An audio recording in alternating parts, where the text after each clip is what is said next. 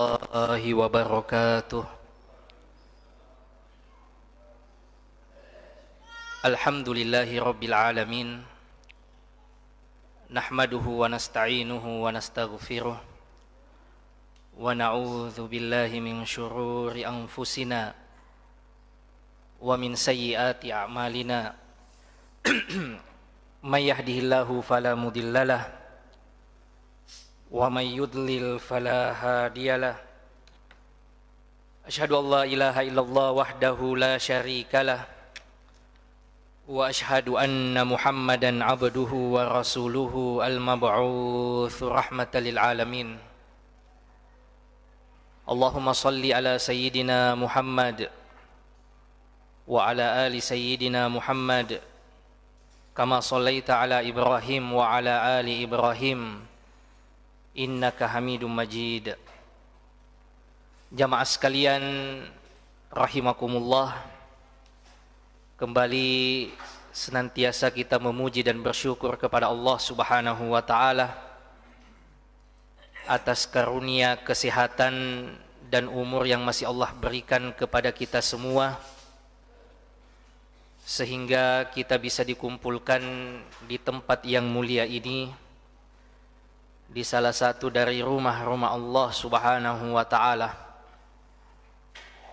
Kita duduk sejenak untuk melanjutkan pelajaran kita seputar kehidupan Rasulullah sallallahu alaihi wasallam, khususnya mengenai akhlak dan kepribadian Rasulullah sallallahu alaihi wasallam yang dihimpun oleh Al-Imam Abu Isa Muhammad bin Isa At-Tirmidzi rahmatullahi alaih, yang pada pertemuan sebelumnya kita sudah membahas tentang bagaimana Rasulullah sallallahu alaihi wasallam memakai parfum, yang kesimpulannya jamaah sekalian, Rasulullah sallallahu alaihi wasallam itu sangat menyukai parfum. Bahkan beliau memiliki sukah tempat khusus untuk parfum, padahal aroma badan beliau sudah wangi.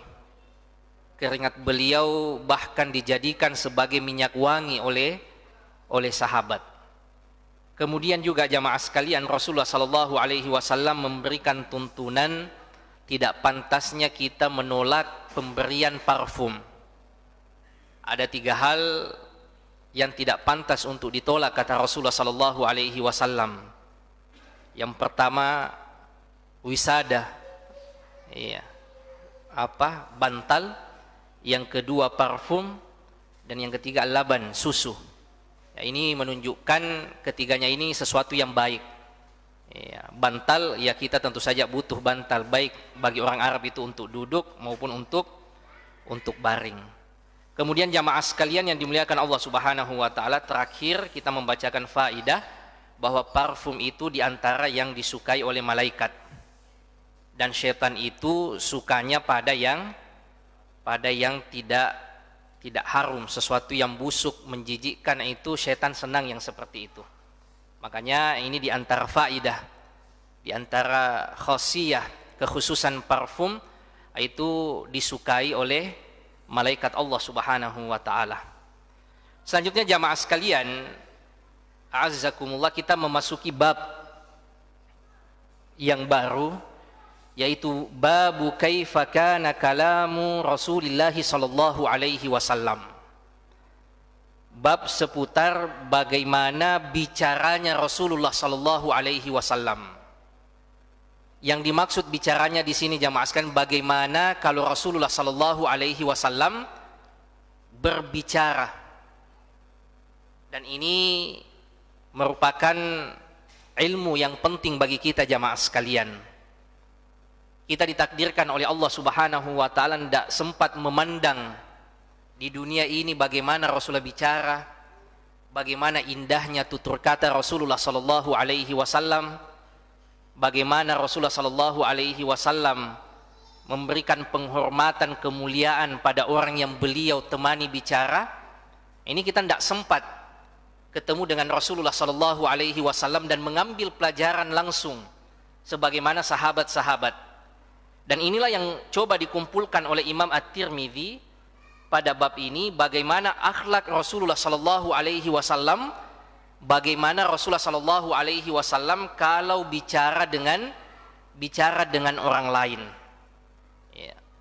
Hadis yang pertama jamaah sekalian di bab ini sekaligus menjadi hadis yang ke-223 di kitab ini. Imam At-Tirmidzi mengatakan haddatsana Humaid bin Mas'ad al-Basri qala haddatsana Humaid bin al-Aswad an Usama bin Zaid an Az-Zuhri an Urwata an Aisyah radhiyallahu taala anha qalat, dari istri Rasulullah sallallahu alaihi wasallam Sayyidah Aisyah radhiyallahu taala anha, istri Rasulullah sallallahu alaihi wasallam, orang yang dekat dengan beliau mengatakan, maka Rasulullah sallallahu alaihi wasallam yasrudu sardakum hadza, adalah Rasulullah sallallahu alaihi wasallam itu tidak berbicara cepat, berbicara yang terlalu cepat sebagaimana kalian biasa bicara yang cepat. Walakinnahu kana yatakallamu bikalamin bayyinin faslin, akan tetapi Rasulullah sallallahu alaihi wasallam itu kalau bicara dengan sesuatu yang jelas. Apa yang beliau ucapkan itu bayyin, jelas, kemudian faslin itu ya terpotong-potong, ya maksudnya ya kan ada sesuatu kalau cepat bicara kayak bersambung-sambung, kayak tidak ada spasinya. Ya kalau Rasulullah sallallahu alaihi wasallam itu jelas spasinya, jelas perbedaan antara kata yang satu dengan kata yang lain, yang maksudnya bayin, jelas. Yahfaduhu man jalasa ilaih, saking jelasnya omongannya Rasulullah itu sampai orang yang duduk atau lawan bicaranya Rasulullah sallallahu alaihi wasallam itu sampai hafal apa yang diucapkan oleh Rasulullah sallallahu alaihi wasallam. Ini yang disampaikan oleh istri Rasulullah sallallahu alaihi wasallam jamaah sekalian, bagaimana tata cara bicaranya Rasulullah sallallahu alaihi wasallam.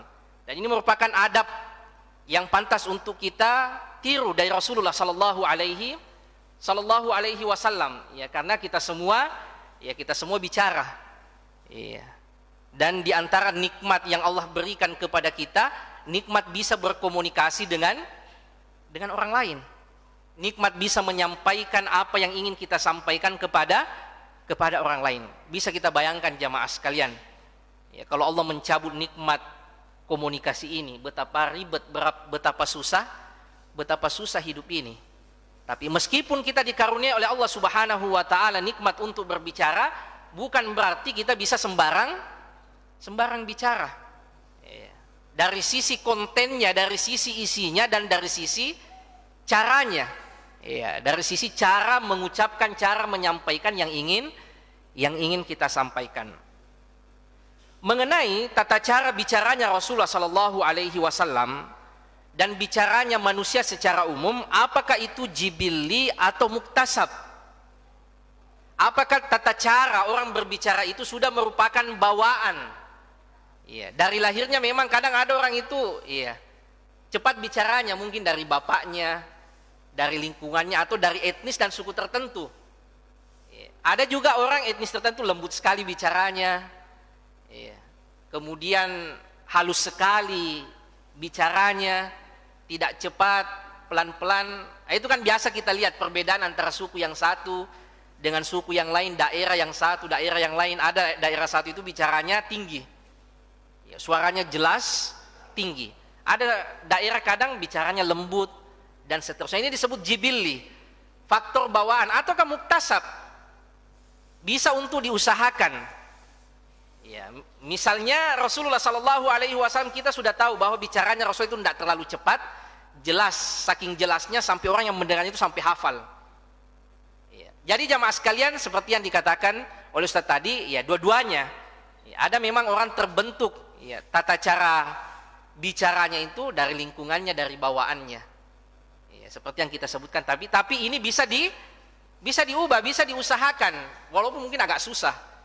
Ya, apalagi kalau sudah terbiasa sejak lama, sejak lahir. Ya, kita lahir di komunitas yang bicaranya cepat. Ya, bicaranya mungkin ya kadang tidak ada spasinya. Ya, kita mau usahakan untuk meniru adabnya, tata cara bicaranya Rasulullah Sallallahu Alaihi Wasallam. Ini bisa diusahakan. Ya, ini bisa dipelajari. Makanya sekarang ya banyak pelatihan-pelatihan public speaking. Ya, bagaimana berlatih berbicara di depan orang banyak. Ya, bagaimana bicara yang baik dan benar.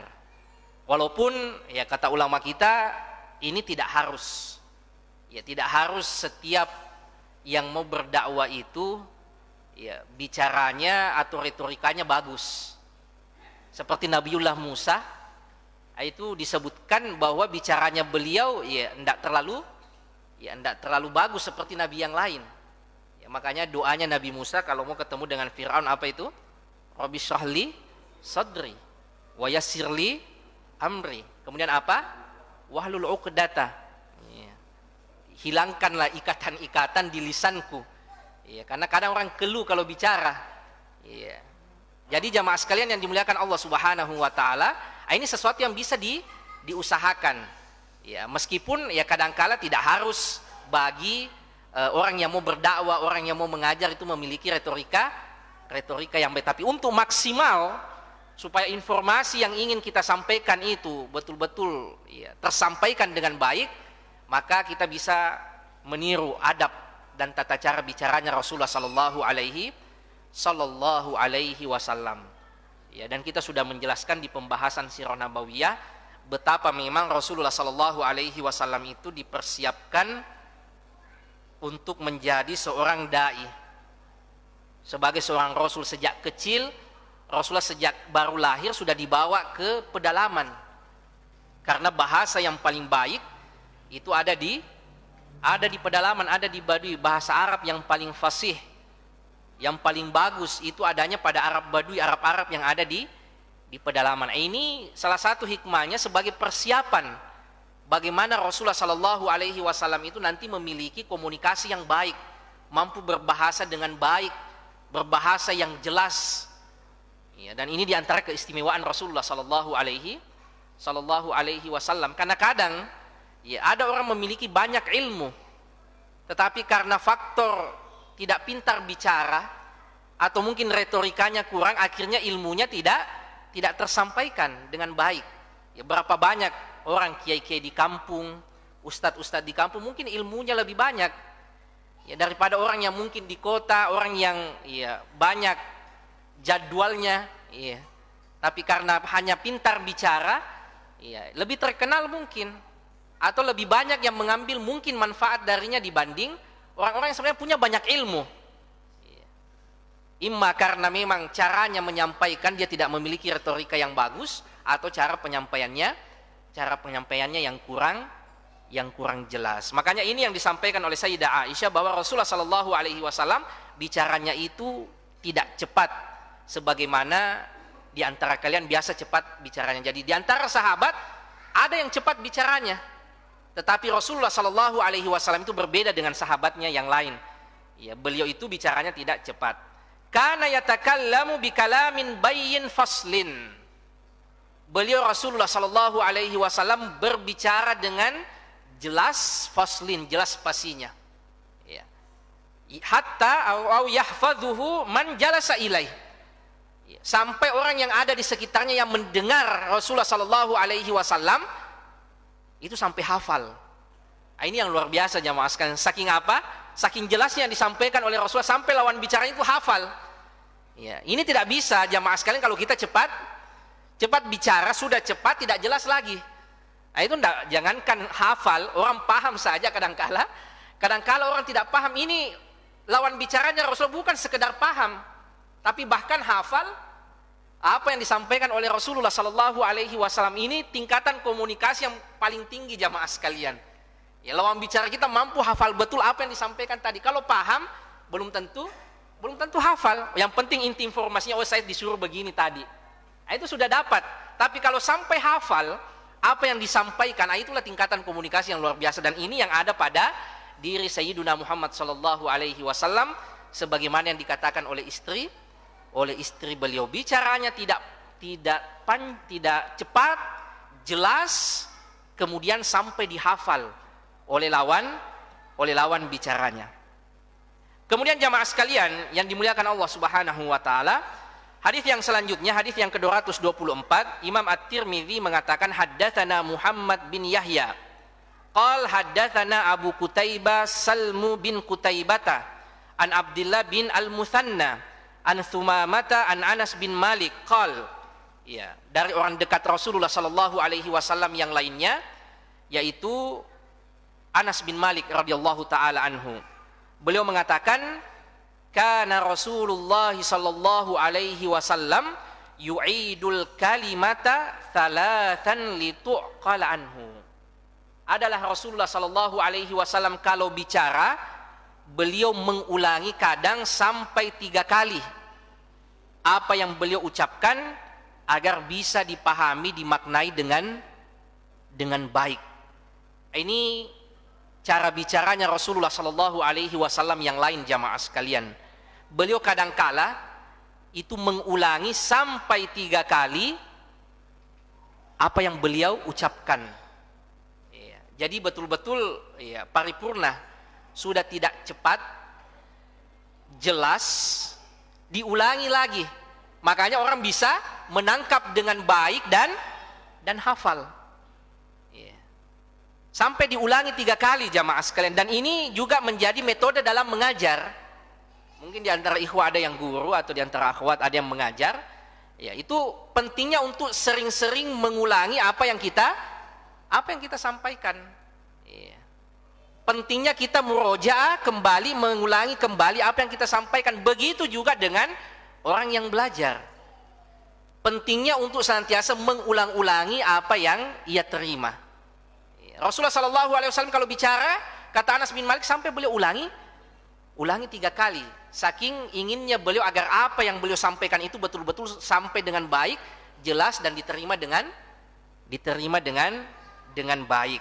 Ya, ini cara untuk mendapatkan ilmu jamaah sekalian, yaitu dengan murojaah. Ya, baik dari sisi gurunya yang menyampaikan ilmu, sering-sering mengulangi.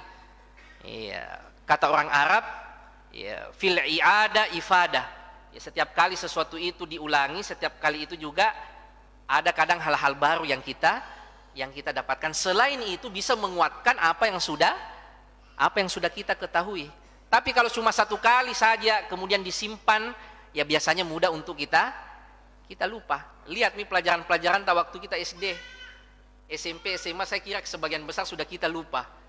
Rumus matematika, PR kita yang mungkin sampai kita begadang kerjakan, tapi karena tidak pernah lagi diulangi, jarang juga dipakai dalam keseharian, ya, akhirnya hilang. Ya, makanya diantara hal yang kadang mudah untuk dilupa, hal-hal yang jarang diulangi atau jarang dilakukan. Apa kadang yang jarang untuk dilakukan itu?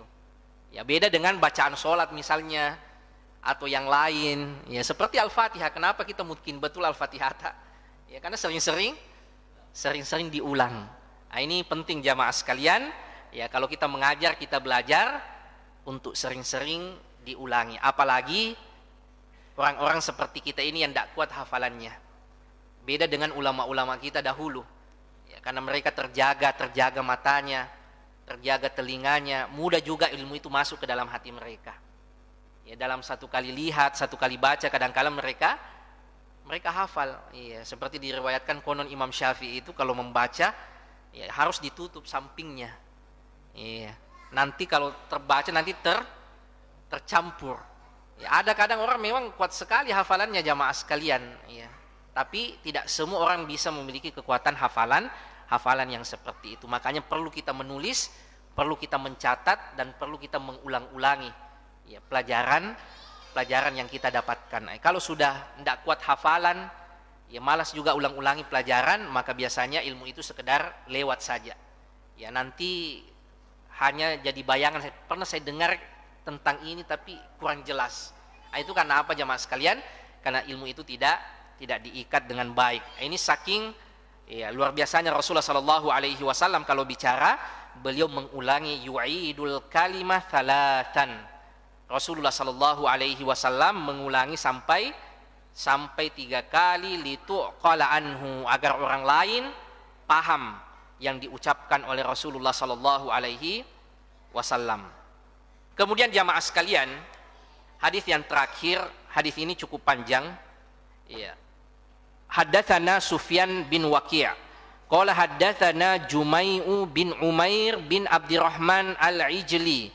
Qala haddatsani rajulun min Bani Tamim min waladi Abi Hala zauji Khadijah yukna Aba Abdullah an ibni Abi Hala anil Hasan bin Ali qala sa'altu khali Hinda ibna Abi Hala.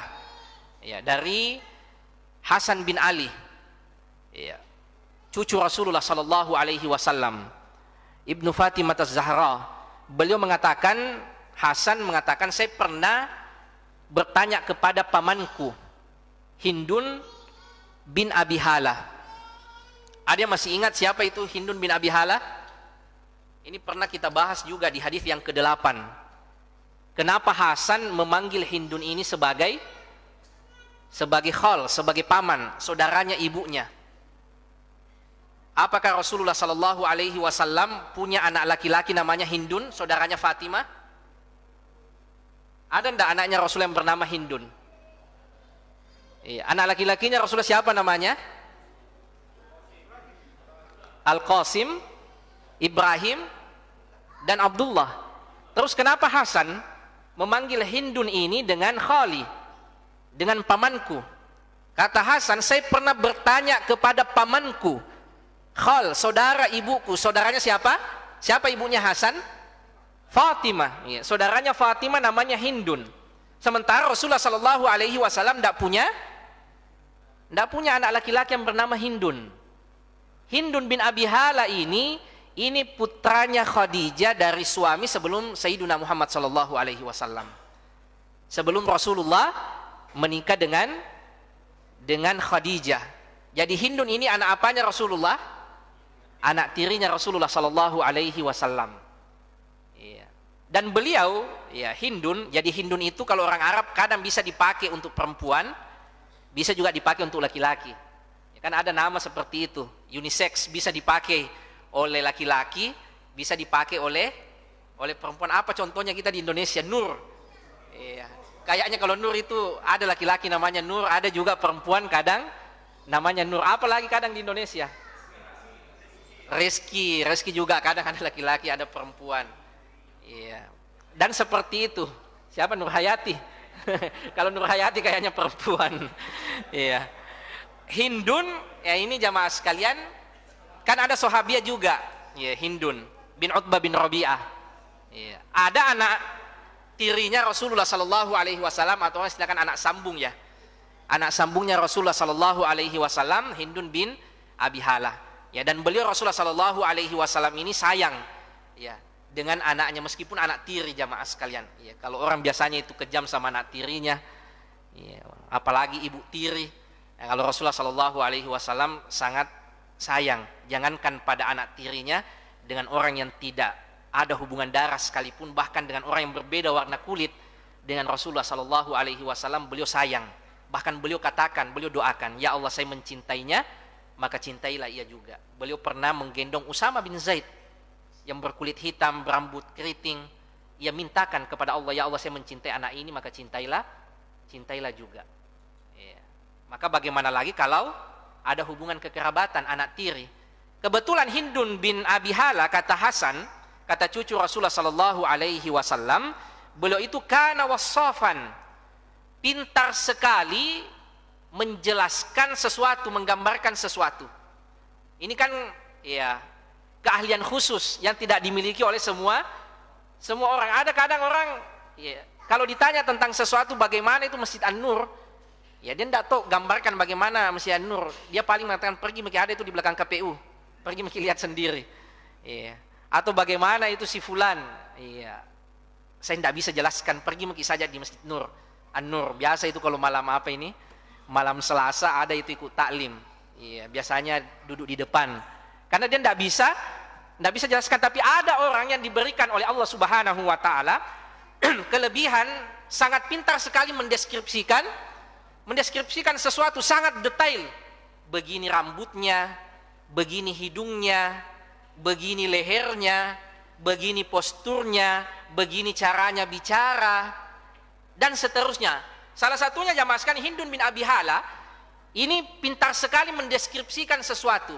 Makanya Hasan radhiyallahu taala anhuma itu minta kepada Hindun bin Abi Hala, kepada paman beliau ini, agar menggambarkan bagaimana dahulu Rasulullah sallallahu alaihi wasallam.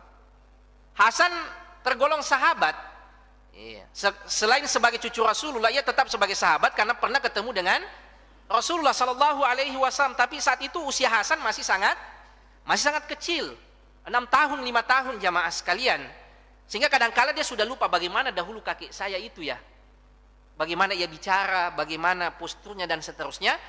Maka Hasan ibnu Ali radhiyallahu taala anhuma bertanya pada pamannya, yang mana pamannya ini wasofan, pintar sekali mendeskripsikan sesuatu. Maka jamaah sekalian yang dimuliakan Allah Subhanahu wa taala, faqultu sifli mantika Rasulillah sallallahu alaihi wasallam. Wahai pamanku, sifatkan kepadaku, gambarkan kepadaku bagaimana Rasulullah sallallahu alaihi wasallam itu bertutur kata, berbicara. Maka Hindun bin Abi Hala ini mengatakan, kana Rasulullah sallallahu alaihi wasallam mutawasilal ahzan. Rasulullah sallallahu alaihi wasallam itu mutawasilal ahzan, ya. Sering beliau itu atau bersambung kesedihannya beliau. Ahzan jama dari huzn, ya, sedih. Ini dibicarakan oleh ulama kita. Kalau yang dimaksud sedih itu lawan dari bahagia, maka ini tidak benar. Ya, bukan itu yang dimaksud. Karena siapa yang berani membantah kalau Rasulullah sallallahu alaihi wasallam adalah orang yang paling bahagia hidupnya. Tapi kalau yang dimaksud huzn di sini adalah khusyuknya Rasulullah sallallahu alaihi wasallam, tenangnya beliau, takutnya beliau kepada Allah Subhanahu wa taala, maka mungkin inilah yang dimaksud oleh Hindun bin Abi Hala. Iya. Kalau yang dimaksud huzn itu sedih lawan dari bahagia, maka ini tidak tepat pemaknaannya. Karena Rasulullah sallallahu alaihi wasallam adalah orang yang paling bahagia, meskipun kadang-kala tidak ada yang bisa dimakan, meskipun kadang-kala jarang-jarang kenyang, tetapi Rasulullah sallallahu alaihi wasallam adalah orang yang paling bahagia hidupnya. Kemudian kata Hindun bin Abi Hala, ya, daima al-fikri, beliau seorang pemikir. Rasulullah sallallahu alaihi wasallam itu selalu berpikir, terutama berpikir untuk umatnya. Bukan untuk sekedar pribadi beliau, bukan sekedar untuk keluarga beliau, tapi pemikiran beliau itu yang banyak beliau pikirkan itu adalah bagaimana dakwah ini sampai kepada umat, bagaimana umat ini selamat di dunia maupun di akhirat. Ya, makanya kita pernah membahas tentang ubannya Rasulullah sallallahu alaihi wasallam itu, ubannya Rasulullah sallallahu alaihi wasallam karena mentadabburi ayat-ayat Allah Subhanahu wa taala dan memikirkan masa depan umatnya. Rasulullah sallallahu alaihi wasallam memandang umatnya dengan ainur rahmah, dengan pandangan kasih sayang. Sebagaimana yang kita sampaikan pekan lalu, Aisyah pernah minta kepada Rasulullah, ya Rasulullah doakan saya, uda'ullah li. Lalu Rasulullah sallallahu alaihi wasallam mendoakan istrinya, Allahumma gfir li Aisyah, ya Allah ampunilah Aisyah, ma taqaddama wa ma ta'akhkhar, dosanya yang telah lalu maupun belum berlalu, ma asarat wa ma a'lanat, apa yang ia sembunyikan dan apa yang ia tampakkan. Aisyah senang sekali mendapatkan doa Rasulullah sallallahu alaihi wasallam sampai beliau tertawa. Ya, kemudian baring di depan suaminya, lalu Rasulullah bertanya, ayasurki du'ai, apakah engkau bahagia wahai Aisyah dengan doaku? Kata Aisyah, siapa yang tidak bahagia Rasulullah dengan doamu, orang yang engkau doakan? Ya, kata Rasulullah sallallahu alaihi wasallam, ketahuilah wahai Aisyah, saya mendoakan doa yang seperti itu untuk semua umatku di setiap solatku. Ini karena kasih sayangnya Rasulullah sallallahu alaihi wasallam kepada kita umatnya. Ya, sampai disebutkan oleh putra beliau, anak tiri beliau daimal fikrah, selalu berpikir, selalu memikirkan bagaimana umat ini selamat, bagaimana umat ini bisa selamat di dunia dan di akhirat. Iya, kadang orang juga banyak pikiran jamaah sekalian, tapi kebanyakannya urusan pribadi. Iya, cicilan mungkin, iya, KPR belum lunas dan seterusnya. Iya, sehingga kita harus lebih melangkah, bukan sekedar belajar untuk memikirkan diri kita, tetapi bagaimana kita bisa memberikan manfaat kepada orang banyak. Bukan yang kita pikir apa yang kita dapatkan, tetapi kita belajar untuk berpikir bagaimana kita memberikan manfaat kepada orang banyak, sebagaimana yang kita pelajari dari Rasulullah Sallallahu Alaihi Wasallam. Beliau orang yang ya dalam tanda kutip banyak pikiran, tetapi yang beliau pikirkan adalah umatnya. Kemudian laisat lahu rohah, beliau itu orangnya jarang istirahat, sedikit istirahatnya jamaah sekalian. Atau kalau bahasa kita, beliau orangnya bukan mager, aktivitasnya padat. Ya, tidurnya Rasulullah Sallallahu Alaihi Wasallam kita sudah jelaskan itu hanya sekitar 4,5 jam saja sehari semalam. Bahkan beliau kalau baring dengan istrinya, Rasulullah Sallallahu Alaihi Wasallam mau bangkit untuk sholat malam, ya, kata Aisyah radhiyallahu taala anha, ya Rasulullah, saya masih senang di sampingmu, saya masih senang bersamamu. Apa kata Rasulullah Sallallahu Alaihi Wasallam? Intaha ahdun naum ya Aisyah, sudah lewat, sudah selesai waktu untuk tidur. Ya ayyuhal muzammil, ya ayyuhal muddathir, wahai yang berselimut bangkit, kum fa'anzir, berikan peringatan, kumil laila illa qalila, bangun untuk menunaikan sholat malam. Sedikit istirahatnya Rasulullah sallallahu alaihi wasallam jamaah sekalian yang dimuliakan Allah Subhanahu wa taala. Malamnya dihabiskan untuk ya kumil laila illa qalila, dengan banyak melaksanakan sholat malam, sementara siangnya dihabiskan untuk berdakwah, mengajarkan agama yang mulia ini kepada manusia. Kemudian tawil sakti, Rasulullah Sallallahu Alaihi Wasallam itu sering diam, banyakan beliau diam. Ini yang juga kadang susah untuk kita teladani jamaah sekalian.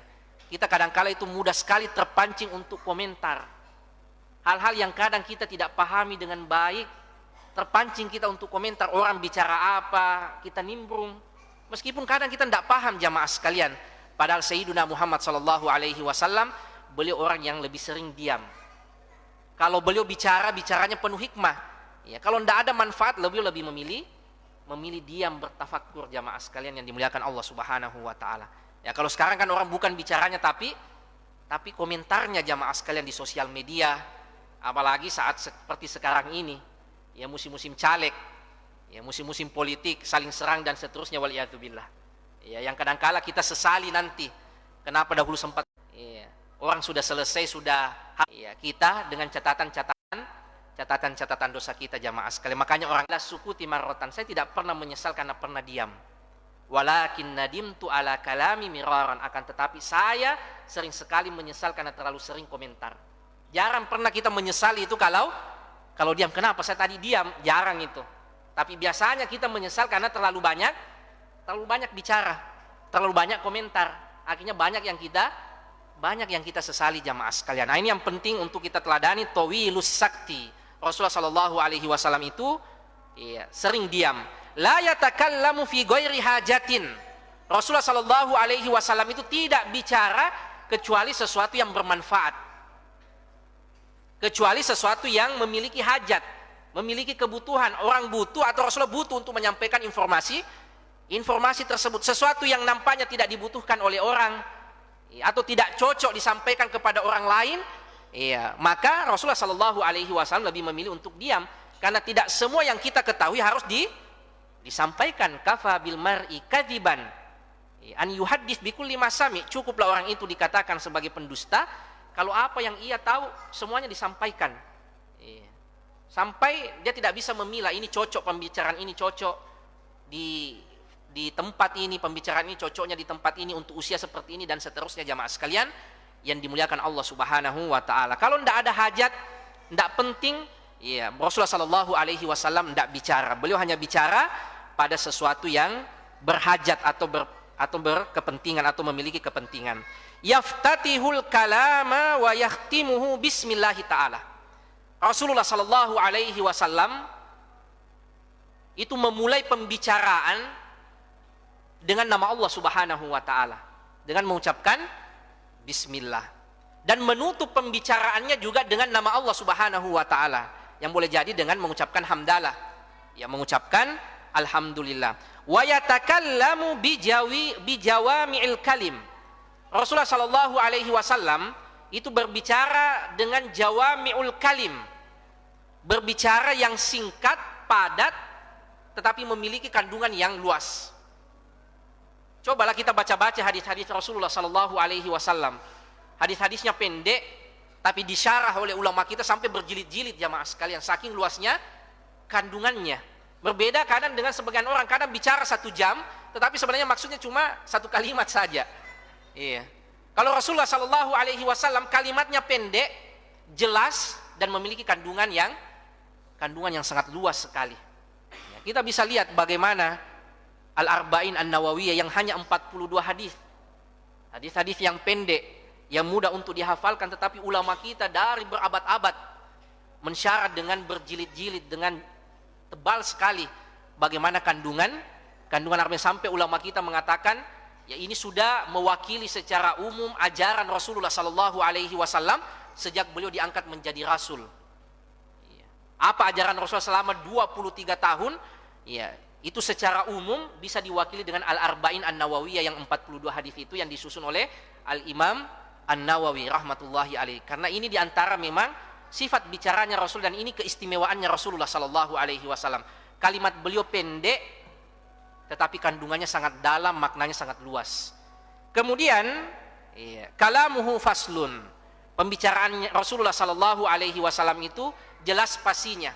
Pemisahan antara kata yang satu dengan kata yang lain, bukan tat sampai kadang kita tidak tahu apa yang diomongkan orang ini. Akhirnya informasi tidak tersampaikan dengan baik, apalagi sampai dihafal, tidak bisa. Kalau Rasulullah itu jelas katanya, jelas pastinya. Kemudian jamaah sekalian, la fudula wala taksira.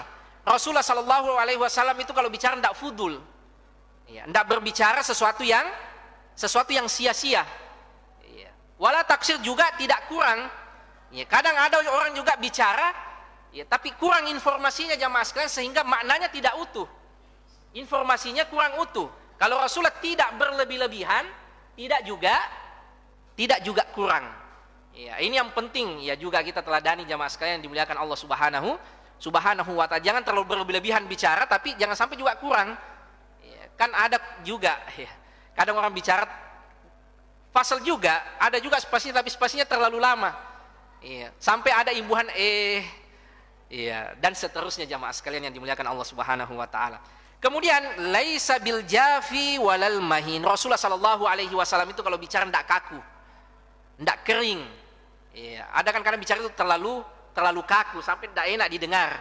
Rasulullah itu bicaranya tidak kering, sangat lentur sekali, enak didengar, tetapi tidak al-mahin, tidak diremehkan. Karena ada juga orang pintar bicara tapi akhirnya hilang wibawanya. Karena terlalu dekat, terlalu akrab, pintar bicara, hilang wibawanya. Rasulullah tidak kaku, tetapi wibawanya tetap terjaga. Ini juga yang susah jamaah sekalian. Tapi saddidu wa qaribu. Kita selalu berusaha untuk meneladani Rasulullah sallallahu alaihi wasallam dan berupaya sedekat-dekatnya bisa meniru beliau, akhlak beliau. Yu'azzim an-na'mata wa in daqqat. Rasulullah sallallahu alaihi wasallam senantiasa mengagungkan, mensyukuri nikmat-nikmat Allah Subhanahu wa taala kalau bicara, meskipun itu nikmat yang sederhana. Tidak pernah Rasulullah sallallahu alaihi wasallam la yadhummu minha syai'an. Rasulullah tidak pernah mencela karunia Allah Subhanahu wa taala sedikit apapun itu. Kemudian ghaira annahu lam yakun yadhummu zawakan wala yamdahuhu. Rasulullah sallallahu alaihi wasallam kalau makanan, ini pernah kita jelaskan, kalau tidak suka beliau tidak puji, beliau juga tidak jatuhkan, tidak komentari, beliau diam saja. Dan sahabat sudah paham Rasulullah tidak terbiasa dengan makanan ini, tidak dikomentari, tidak dipuji, tidak dijelek-jelekkan. Kalau Rasulullah tidak senang dengan makanan tertentu. Wala tuqdibuhu dunya. Rasulullah sallallahu alaihi wasallam tidak pernah marah gara-gara urusan dunia. Iya, dan kebanyakannya orang itu marah gara-gara urusan dunia.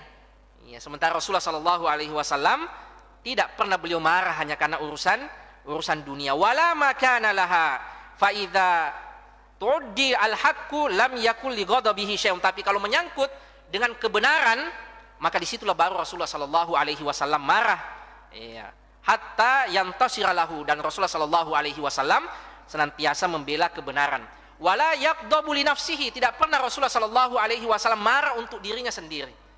Ya, kalau beliau diejek oleh orang Quraisy, ya kadang-kala beliau sampai mendapatkan tindakan fisik dan seterusnya, Rasulullah tidak marah kalau untuk diri beliau. Tetapi kalau untuk agama Allah Subhanahu wa taala, disitulah baru kadang Rasulullah Shallallahu Alaihi Wasallam marah. Wala yantasiru laha, dan Rasulullah tidak pernah berlebih-lebihan membela dirinya. Ya. Kemudian idza asyara bikaffihi kulliha, kalau beliau memberikan isyarat, maka beliau menggunakan seluruh tangannya. Ya. Kan kadang kalau kita menunjukkan sesuatu, kalau Rasulullah itu menunjukkan dengan seluruh telapak tangannya, bukan cuma menunjuk saja dengan telunjuk. Rasulullah menunjukkan kesopanannya Rasulullah Shallallahu Alaihi Wasallam. Beliau menggunakan seluruh jari jemarinya kalau menunjukkan sesuatu. Wa idza ta'ajjaba qalabaha wa idza tahaddatsa ittasala biha wa daraba bi rahatihi al-yumna batna ibahamihi al-yusra. Beliau kadang ya memukul kalau berbicara itu untuk meyakinkan, ada gestur beliau yang kadang memukul ibu jarinya. Kemudian ya, wa idza fariha ghadda tarfahu, kalau Rasulullah sallallahu alaihi wasallam bahagia senang, beliau menundukkan pandangannya.